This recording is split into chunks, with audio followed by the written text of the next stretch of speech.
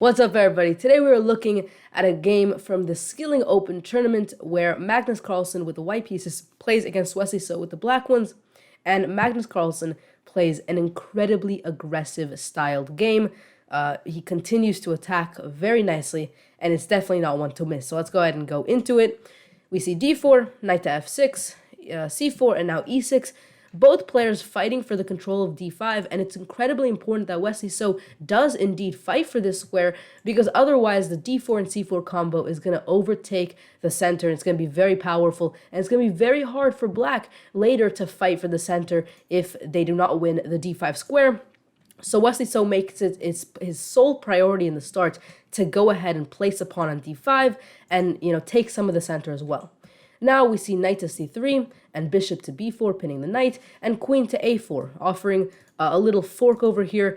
Often you don't want to take your queen out too early, but here it's actually quite an exception to this rule, because notice that here it's actually okay to take it out because there's no piece that black can move that will develop and also attack the queen at the same time. And that's really the problem. If you take your queen out too early, there's times where your opponent will be able to develop and attack at the same time, which will win tempo for them. So it's very important to understand here that there's no move like that. For example, bishop to d7, you obviously lose your bishop. In fact, the only move here that black can play is knight to c6, blocking this check and also defending the bishop. Now we have a3, hitting the bishop, and Wesley So is fine with giving these doubled pawns over to Magnus, but for Magnus it's not much of a problem, because most likely the tension here will cause these pawns to be traded off at some point, and therefore these doubled pawns don't really matter much here. We now see black castling, and immediately, because black committed its king over to the king side, we see bishop to g5, immediately attacking on the king side, or at least pressuring the king side with another piece. We now see h6 and bishop over to h4, and now bishop to d7, eyeing down the queen, threatening a move like a knight takes d4, which will of course come with an attack on the queen. So for example, let's suppose we have e3 to let out the bishop, then now knight takes knight takes d4 is obviously a bit of an issue for white. So to fight this threat, we have queen moving to c2, getting out of the line, out of the danger from the bishop on d7. And now the knight moves to a5, trying to maybe attack this pawn. Notice that if you take the pawn with this pawn, although that might be the best move, it does cause some problems for black. For instance, e4, not only attacking the pawn, but also threatening to attack the knight here, also just controlling the center. Obviously, again, this knight is pinned here, so this move will win the knight. And this threat, it's very easy to fight. You can easily play, you can easily play g5 here to fight this threat and no longer lose the knight. But the point is, it's still a little bit uncomfortable giving white the full center. It's maybe not something Wesley is interested in, and therefore he plays knight to a5, much rather taking this pawn with a knight than with the pawn and allowing e4.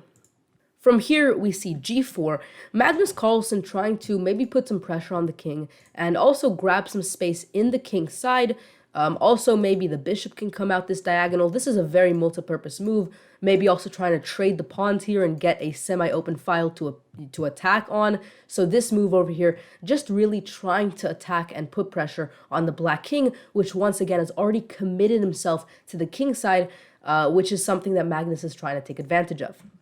We see g5, not letting this pawn proceed any further, also pressurizing the bishop here, and now the bishop drops to g3, and we have knight to e4. Now Magnus continues to attack pressure with h4. We see a trade on g3, and now the pawn takes and the rook takes. If the pawn takes, you're defeating the whole purpose of playing h4, so you have to take with the rook. The purpose of h4 was to open up this file, give the rook some life and a clear target. The king moves over to g7, defending the pawn, letting also the rook maybe defend in the future. And now we have g5. If the pawn takes, the queen can swing over and obviously just attack the king. There's no real mate threat, but there is just the threat of winning some material by continuously attacking. And so if the queen takes, obviously, the knight can take.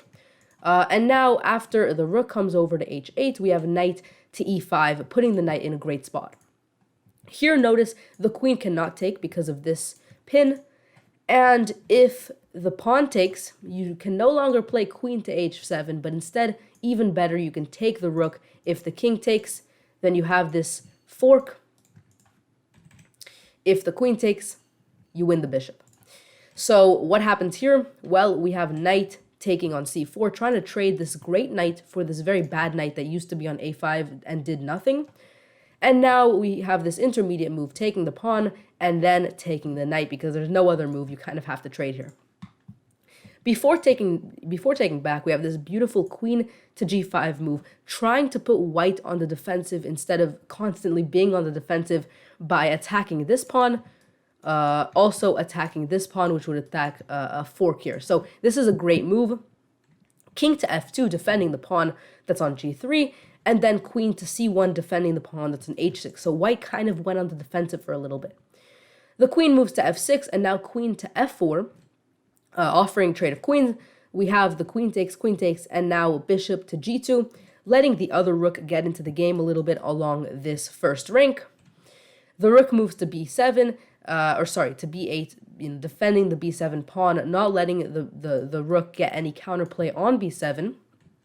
And now rook to h5, the king moves to g6, and now we have rook to h1, adding more pressure onto the pawn, or I guess defending the pawn more heavily, because you don't really want to lose this pawn. This pawn is always a threat here of promoting, and with the ability of getting this other pawn to connect, this is a great weapon that white has here. In fact, that's exactly what white does. White manages to defend this pawn even more. We have bishop to c6. We have a trade of bishops, and from here, the rooks try to get placed in their ideal squares, and this position already puts black in a very uncomfortable position. Notice here that the rook is attacking the pawn, so the rook moves back, and now you lose this pawn.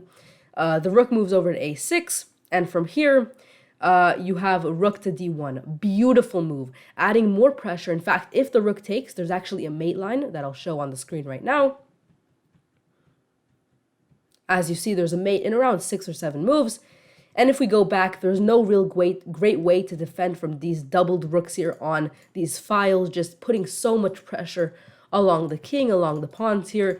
It's just very hard to defend, and that's the game. In fact, in this position, Wesley So resigned. Hopefully you guys enjoyed that game. It certainly was a great game to show how you should attack in chess as Magnus attacks in beautiful style. Make sure you guys subscribe if you're new around here. Hit that like button as it certainly helps me out, and I'll see you guys next time. Peace out.